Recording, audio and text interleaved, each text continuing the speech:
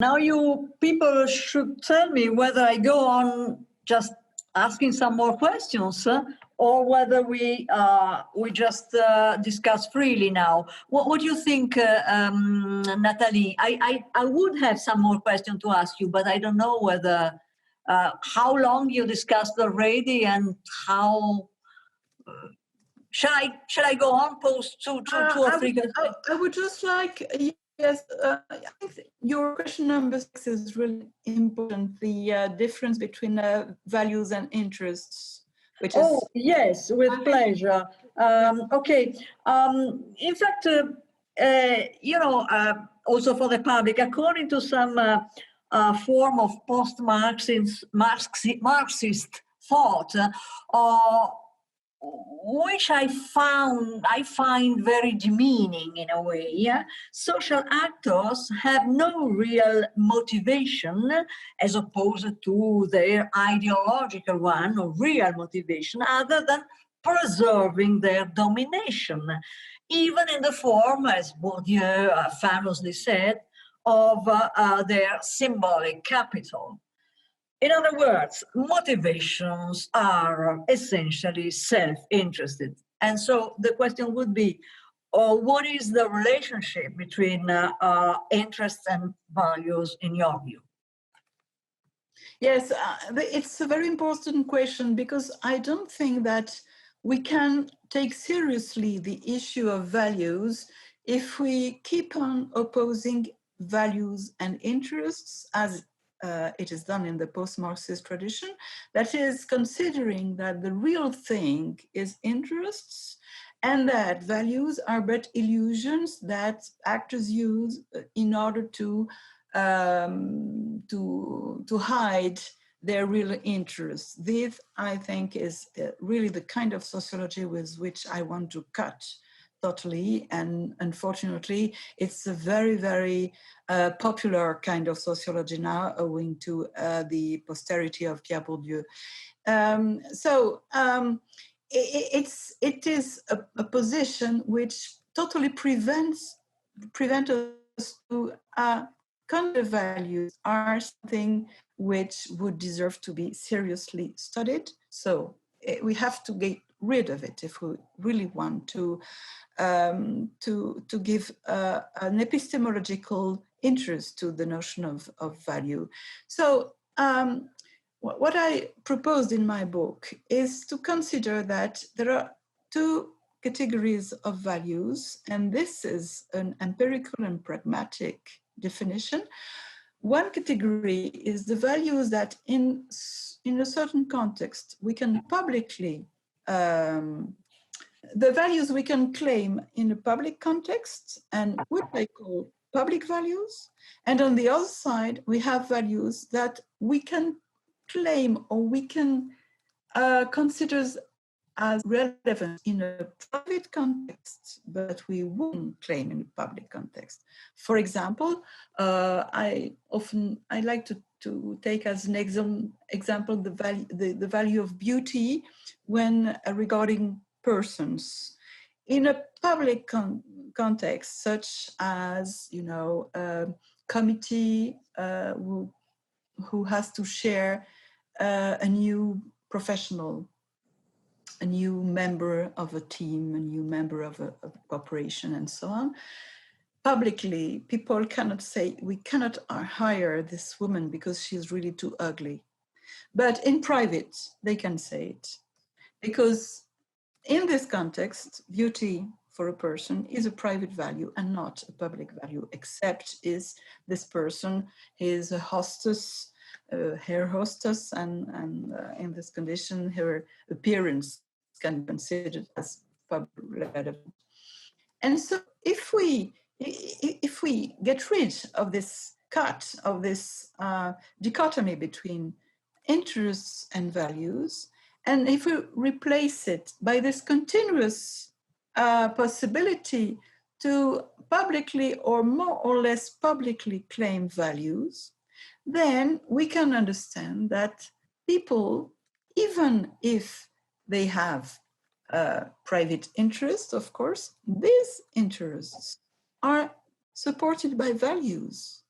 and by real values, even if you don't appreciate them, but they are not on one side totally cynical and interested by their own money or anything, or on the other kind, totally disinterested. They can be, according to the situations, more or less driven by values, which, according to the situations, can be more or less publicly claimed. And then you can take seriously the notion of values as something which is autonomous, which cannot be reduced to something else that is, material interest or symbolic capital.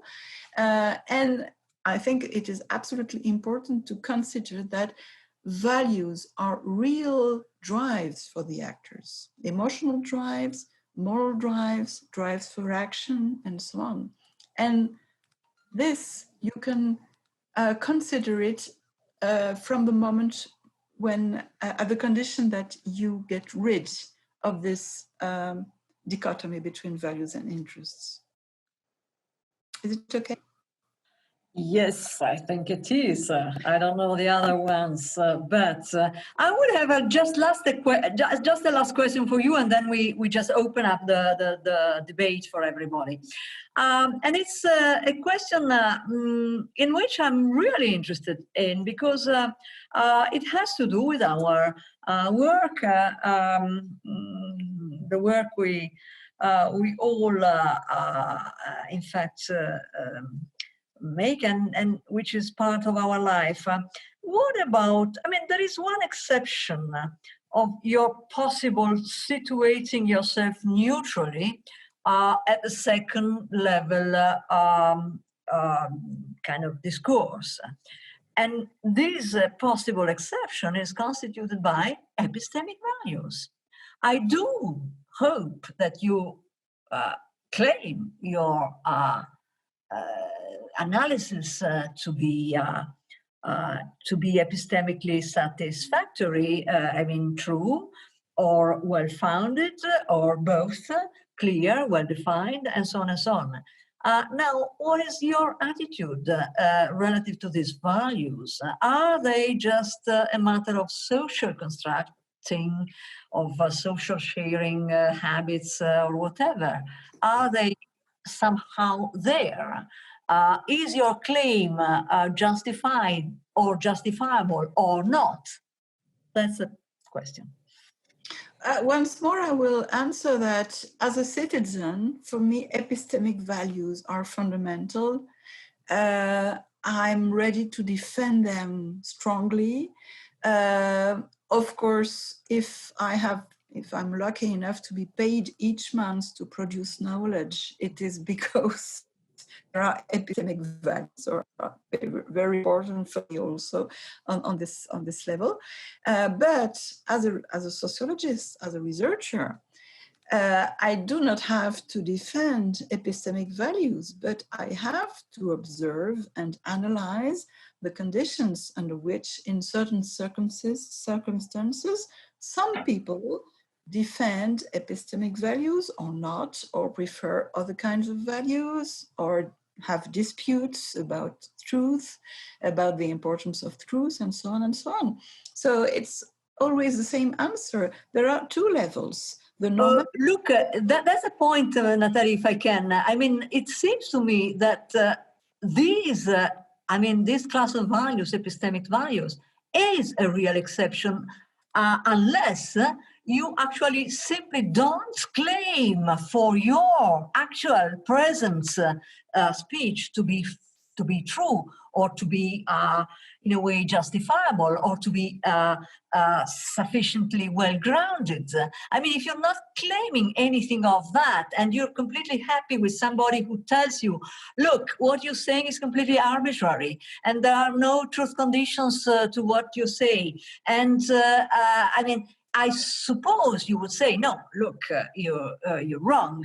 In fact, what I'm saying has such and such truth condition, has such and such in evidence, is so and so defined, and so on. So you would be, in a way, claiming that your speech does satisfy epistemic exigences, and so requirements, and so values.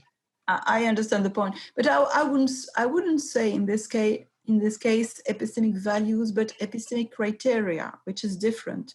Criteria are the concrete precise ways in which we can produce our valuations according to such or such properties, qualities that we use as criteria. So if I stand on the epistemic level of the discussion about our concepts, our tools, our methods, and so on, then we have criteria which correspond to, of course, epistemic values, since they are criteria allowing us to produce truth. And so I'm quite ready to discuss this criteria and to defend this criteria and to say, for me, it's very important to have such or such a methodology, a concept, and so on. And this, of course, is a normative stand, but a normative regarding epistemic issues, regarding, it's a meta-normativity. It's purely epistemic meta-normativity, the level of the discussion. For example, the issue of neutrality of the researcher is a meta-normative issue, because it's on the level of the discussion, not on the objects which are interesting for the actors, but on the ways we can analyze this object. So the epistemic ways we can do our work.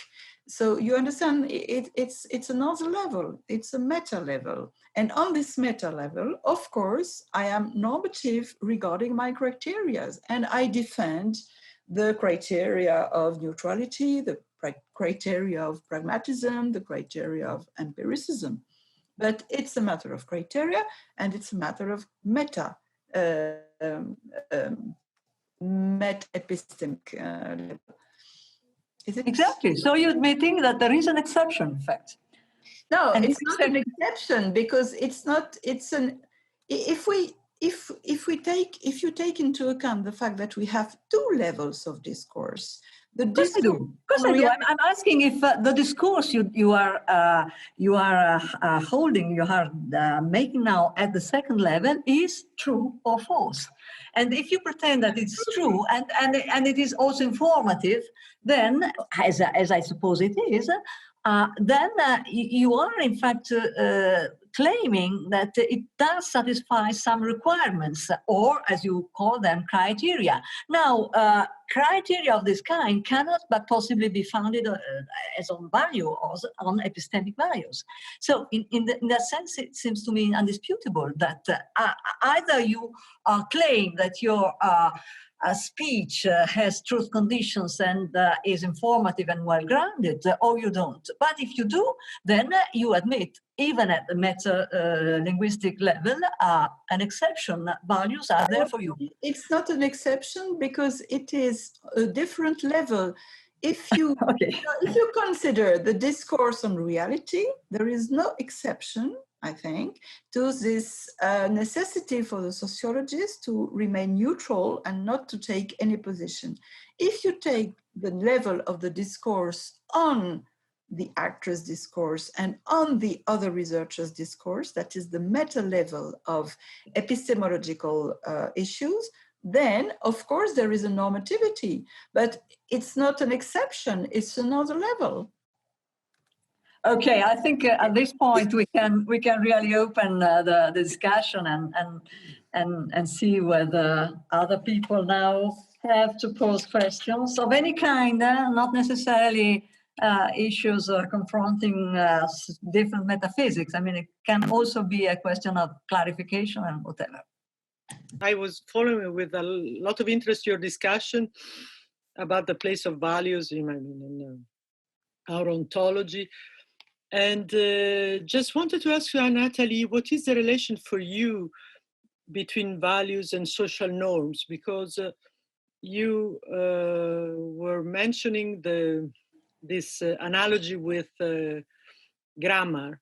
Mm-hmm. And social grammar usually is fitted with social norms. So it seems to me that it is your conception of values is very close to the one of social norms. So I just wanted to understand if I understand the difference between values and social norms. Yes, it's a very good question. It's close, but it's not the same, because I think that values are representations of what is good, etc. Norms are prescriptions for action. And norms are based on values. That is, values are the representations which allow to justify norms. So exactly as for grammar, you have some grammaticians who just analyze, observe, understand the structure of language. Of course, this description of the way grammar functions can be transformed into norms for speaking, grammatical norms. But the two levels are different, because the first level of representations is more abstract, more mental, whereas the level of norms is more institutional, with precise prescriptions, with laws, with sanctions if norms are not obeyed, and so on and so on.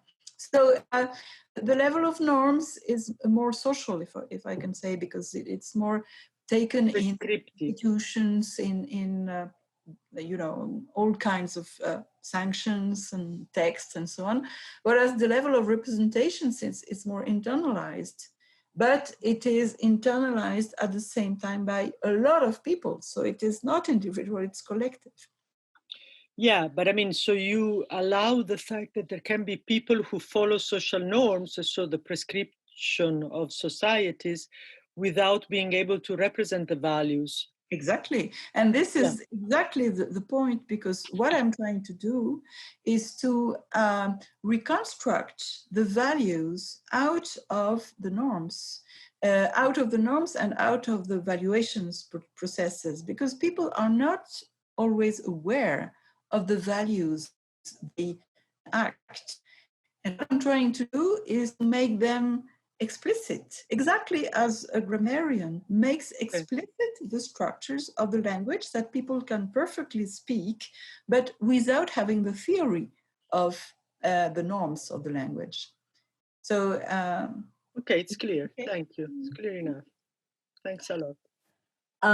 If I may, I go back to one issue which was in part entailed in Gloria's intervention, and namely the one concerning social norm. More generally, it seems to me that on one hand, you claim that people really aren't in many cases aware of values as you say, mental representations. On the other hand, they do follow prescriptions of some kind. Now, as you know, some philosophers think that in fact prescriptions are grounded on values. Other philosophers think that the most you can do is just to illustrate a prescription through a value, but in fact, what is really grounding is the prescription itself. Namely, you have the old issue between cognitivist and voluntarist. So I wonder if you had to take a position, which one would it be? Would you be a prescriptivist or a cognitivist? Or, as usual, you would say, both of them, or none of them, because I'm not sure I understood very well the two positions. Right. So, according to people such as, I don't know, many of them, most of them say hair is the typical representative of that. Values are just, in a way, prescription illustrated in a way. The real thing there is a prescription, which is a kind of command. It's anyway, a norm has its foundation in the will of somebody, or if you want, in the more general collective will, society. But it's all, a direction for action. And most of the philosophers, even today, who take values to be just reason for actions, tend to think that they are just norms more or less made explicit. And even when they are in form of values, such as the value of dignity, that's just a norm of behavior. You should behave in such a way as not to offend, breach, and so on and so on. Other philosophers, and of course quite especially so phenomenologists, do think that in fact norms can have a origin in a will, but as soon as these norms have to be justified, you have to refer to the value and consequently the value proposition, the axiological proposition. For example, dignity is better than discrimination. So kind of, and you justify your norm. So which one of the two would be your position? Both. Both, of course. I explain why. It's an extraordinarily Hegelian position. I mean, it's the universe or the whole. No, it's not to be ecumenic, but it's both because it depends on the situations. When the norm is no problem, everybody shares the norm, you don't discuss it because everybody stops at the red light, you don't have to justify it, it's obvious. Then you don't have to go up to a value, you just stay on the level of the norm. But from the moment when a norm is problematic, discussed, not obvious anymore, then you have to justify it, and by justifying it, you have to go up to more general and abstract entities, which we call values. For example, the value of human life, when you have to justify the fact that you have to stop at the red light. So my answer to the prescriptivists is that if there were only norms, why should have we invented the word dignity?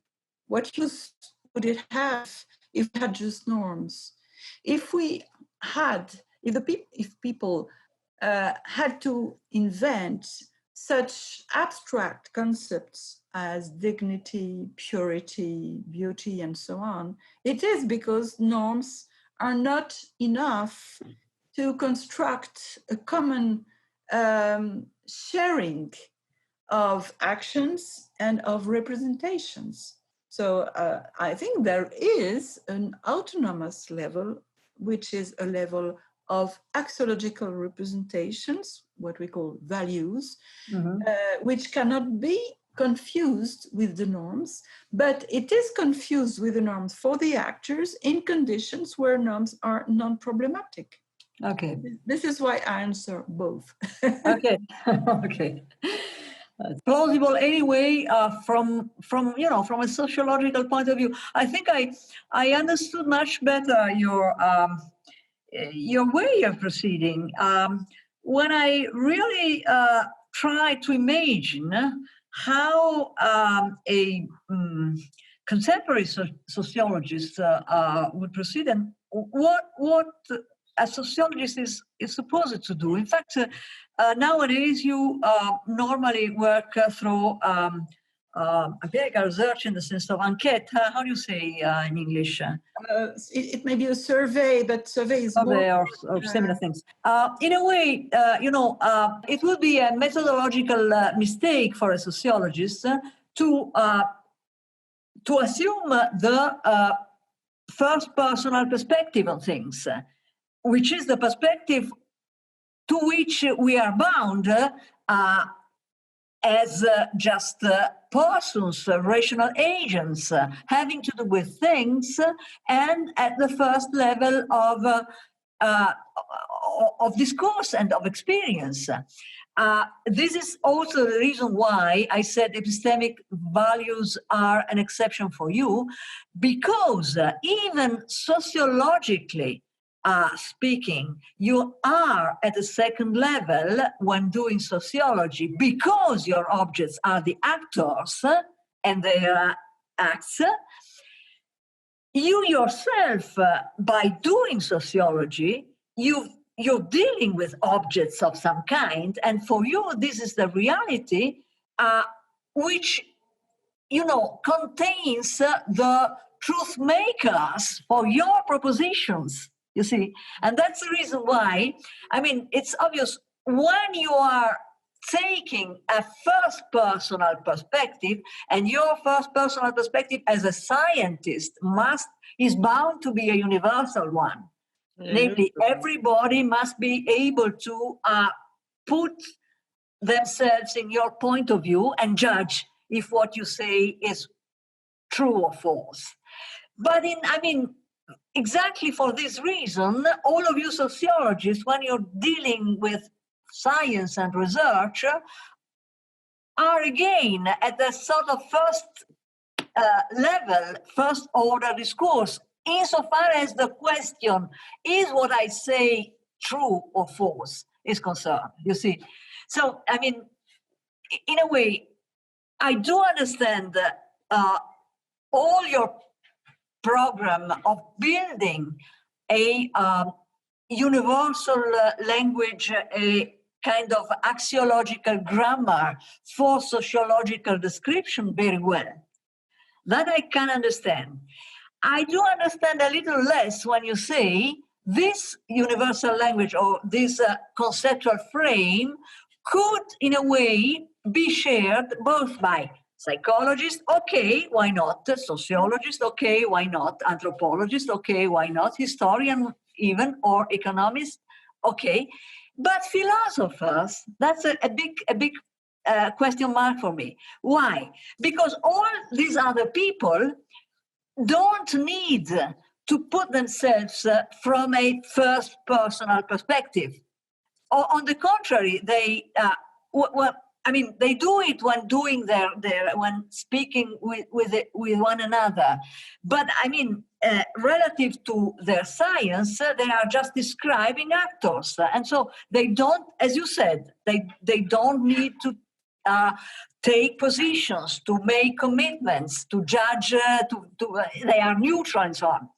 Now, the philosopher, even if he can be neutral relative to moral question and so on, he must anyway grant that there is a possible access from the first personal perspective. Otherwise, where is the frame of what he's trying to say? Where is if it is not just the common language and the shared background of evidence? Common sense. The philosopher has no other, background than this one. In that sense, he's sort of bound to adopt a first personal perspective, which makes the situation probably different. I don't know. There's a way to explain, if you want, the clash of our visions. Of course, maybe we are reaching the hard points of difference between philosophy or a certain philosophy and sociology. But I think that the word common sense is very important, because I think one of the main differences is that what interests me is only common sense, which I think is not maybe the philosopher's main object. And another point is the word personal, because not the Parisian philosophers. but not all philosophers are Parisians. Depends. There are very different kinds of philosophies. But right. And the other word which is important is personal, because what a survey allows to a sociologist is to move to move between situations and to move between people and to collect a big number of possibilities, of actual possibilities that the actors have to act and to think and so on. And this collection of facts is his material. So having a personal position is not relevant at all. What is interesting is to collect and understand how this collection of facts are the expression of implicit structures, groundings, determinations of which the actors are rarely aware. So for me, the personal issue is not a point at all. I'm afraid I didn't explain myself clearly. By first-person perspective, we don't mean just a personal kind of position, a subjective one, my values, my point of view.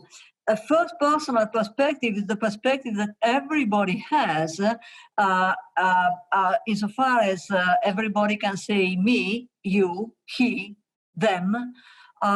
Usually, scientists claim not to adopt a first-person perspective, but a third-person perspective. They oppose subjectivity in this sense, which doesn't necessarily mean arbitrariness, but for them, or for many of them, is somehow bound to, something more private, less verifiable, and so on and so on. Whereas the third-person perspective is the objective point of view. Okay, but when I say first-person perspective, I'm just referring to the fact that speaking of whatever we have in front of us is, of course, speaking from a first personal perspective. If I have to say that this cup is at my left, this doesn't mean that it is subjective, because I'm perfectly in a condition to describe this cup from your point of view, from your perspective. So this first personal perspective, which is the kind of 0 point of a philosophical horizon, is not a subjective one in the sense of a private one. On the contrary, it's a very, universal one, universalizable one. But in fact, it is true that at least the empirical research requires something else. For example, I do think that you make a distinction between when you are a sociologist and when you are somebody just having your experiences and making your judgments. For example, you love this film or you don't, and if you are a critic, you also justify the exact reason why you think that the film is a beautiful one, and so on. So there, in fact, you are adopting a first personal perspective. In fact, you have an object in front of you, which is the same one that other people can see and experience, and you describe it in such a way that everybody can share the evidence you have to say what you see about this film. And this is the procedure we all share when discussing. For example, you say P, and I ask you, please, let me see what your evidence for asserting P. And you show me your. So in that case, you are always in relations with values. In the case of a discussion with epistemic values, but in that case, you are directly in relation with them. Independently, forget your theory, forget any theory of values. But in fact, when I asking you for justification for what you're saying. Of course, I'm referring more or less implicitly to the norm that one should justify what he says in science or in philosophical discussion. And this is, I mean, based on a value, the value of knowledge as opposed to ignorance, arbitrariness, or mistake. So all of us, when discussing, are using in a way, necessarily so, a first personal perspective, and so a direct commitment to some values at least. Mm-hmm. That was all what I... So in that sense, it's not easy to pretend or to claim that a sociological theory of value, which is just an empirical perspective on values, and more of that, it's just an empirical perspective on actors. You know, any value judgment is just a social fact, as you say, is the fact of mentality. That's it. But of course, when you have to do with a film, a theater, whatever, the corrida, etc., directly as a person and not as a scientist, well, you have to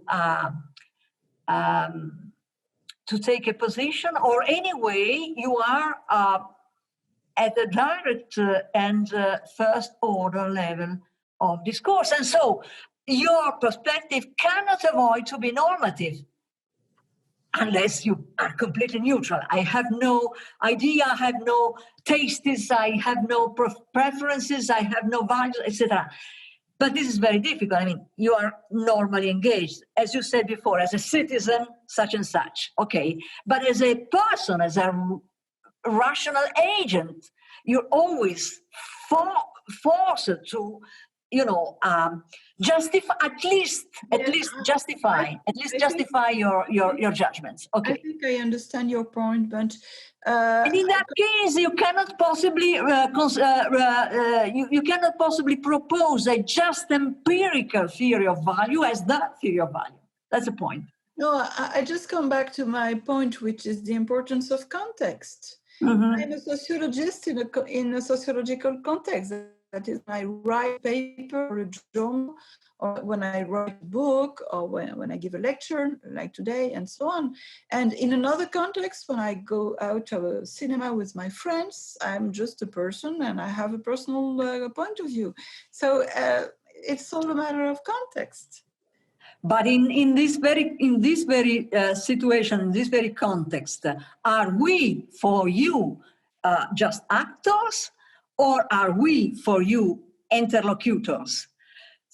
If we are for you interlocutors, and you are interlocutor of us, then we are not possibly sociological objects for you. We are other rational agents. And the issue about, whatever I think cannot just be seen as a fact of my mind and as a fact of my social, if you want, background and so on. You have to take it at its face value as a claim, more or less justified. So you have to play to play the game, so to speak. You know, you have to get into the game. Otherwise, in that sense... the situation of a conference, as today, even if it's a conference, it's a very special situation when... Because we are philosophers, yes. We think on concepts and on methods. So, of course, we have takes, we have positions to defend, but once more on the epistemic level of our criteria, our concepts, and so on. But this is the very special context of a conference, which is not at all the same as what one would call primary frame, that is when we are in the street and just meet someone. You know, it's not at all the same situation. It doesn't have the same norms. It doesn't have the same constraints. So I don't think why we should compare situations or try to reduce one situation to another when they are so totally different. They are frames, as Goffman put, and the frame of a primary frame and a mode, the performance, they are totally, radically heterogeneous. They don't obey the same rules. Mm-hmm. And the rule of neutrality has a certain definition in the frame of a discussion between scholars, and it doesn't have at all the same meaning in, let's say, political position.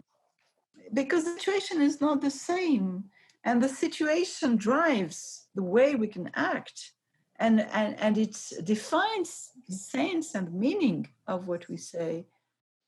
So you don't think that, in fact, normal people in the street we are normal people. We're not. Should be reminded that when they say something and somebody asks them why, they should, in fact, try to justify what they say. You wouldn't think so? I mean, I didn't understand your question. I was just surprised that you make such a difference between a conversation like ours in a, so to speak, institutional context, and a conversation between us on the street. I mean, of course, we can talk maybe just about a cup of coffee, or about a sweet we just shared, or about a movie we just saw. But whenever I'm trying to say something and maybe you don't agree, we enter into a conversation with very precise rules, some of which are epistemic rules. I cannot say n'importe quoi. I cannot say, I cannot develop it now, but I just published 1 month ago a small book on a book by Goffman that I love, which is called Frame Analysis. So this small book is entitled La cadre analyse d'Erving Goffman, une aventure structuraliste. And I think if you read it, you'll understand why normal conversation doesn't obey the same rules at all as conversation among scholars in the frame of a conference. I don't explain it now because it would be too long and complicated, but Goffman gave the grammar of this situation, and this is really interesting. So when you find yourself on the street, your mind changes completely, and you find yourself following rules that you wouldn't follow in a, say, academic. For example, when I'm working in the street, I'm totally free to think of the thing I have to buy at the grocery, while here, when speaking with you, I should not think of that because... Right, of course. But I mean, of course, there are more rules, a lot of more rules. You must be attentive, the level of scholarly background, the level of the kind of relation you have with somebody, etc. But if you are just the simplest possible issue, at least, I mean, if you want, I'm just recalling a classical point made from the very first time by Socrates. What does Socrates say about any conversation? For that matter, about any opinion, any perception, any desire, any emotion, anything at all, that the subject having that emotion, that desire, etc., once he's required to show the evidence of why he has this emotion, or why he believes such and such a thing, or why he acts in such and such a way, well, he is required and is in a way put in the situation of having to cope with the norm of justifying what he says or what he does. This is what distinguishes rationality. And so that's the reason of my surprise, because it is as if either you or Legoff or any other brilliant sociologist would say that, in fact, in social normal context, people are not reasonable people, are not reasonable agents. They are not such subjects which are willing to justify what they do. Or they... Because I say that the situations are different, that I say that there is no rationality in the primary frame, in the normal situation. It's another rationality. It's, of course, that people in the street have a rationality. They don't do anything, otherwise they are crazy. So, but the norms they obey are not the same as the norms we obey in a conference, in a situation of conference. It's not a matter of rationality. It's a matter of the kinds of expectancies that we have internalized, and we know that the people around us have some expectancies, but they are not the same in the situation that we are in and in the situation in the street. And we know very well, how to behave and how to shift from one situation to another.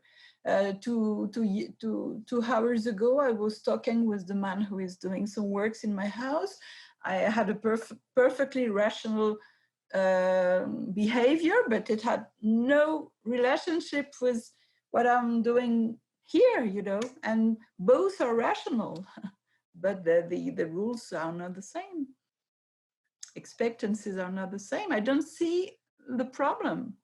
Really don't see the problem. If you consider that the contexts are absolutely relevant in order to define our actions, our feelings, our representations, the variety of context is a fundamental data of human life, and it's not a problem. There are several contexts, and so a variety of possibilities and of frames.